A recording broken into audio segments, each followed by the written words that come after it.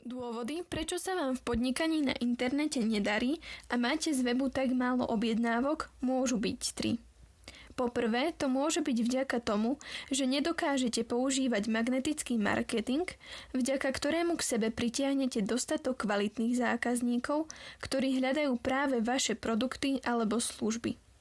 Môžete ponúkať kvalitné veci, môžete sa vedieť predať, no ak neviete propagovať svoj web, pritiahnuť k sebe dostatok tých pravých ľudí a presvedčiť ich, že potrebujú práve vás, prichádzate o tisícky eur.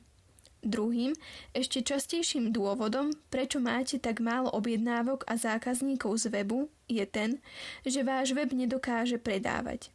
Máte vysokú návštevnosť, využívate moderné a efektívne cesty na propagovanie svojich služieb alebo produktov, no nedokážete sa predať.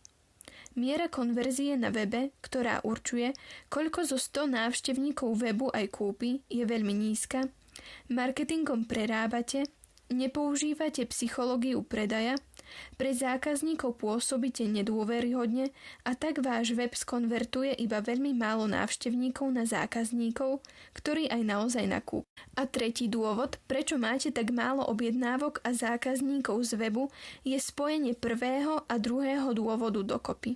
Jednoducho máte web, ktorý neviete propagovať, neviete naň dostať dostatok kvalitných návštevníkov, ba dokonca vďaka zlej psychológii predaja a predajným chybám v obsahu, štruktúre a stratégii prichádzate o väčšinu návštevníkov, ktorí aj tak nakoniec nakúpia u konkurencie.